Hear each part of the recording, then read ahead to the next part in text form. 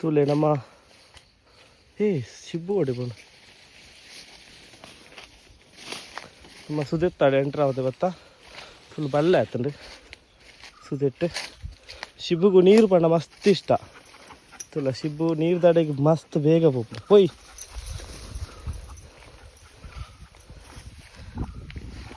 ಅಲ್ಲ ಈಗ ನೀರಿಗೆ ಜತ್ತದ ಮೀನ್ದುಲೆ ಬಂಡ ಭಯಂಕರ ಇಷ್ಟ ಶಿಬ್ಬು ಹಂಚು ಹೊಡ್ಚಿ ಯಬ್ಬ ದಿಸ್ ಈಸ್ ಅವರ್ ಗ್ರೇಟ್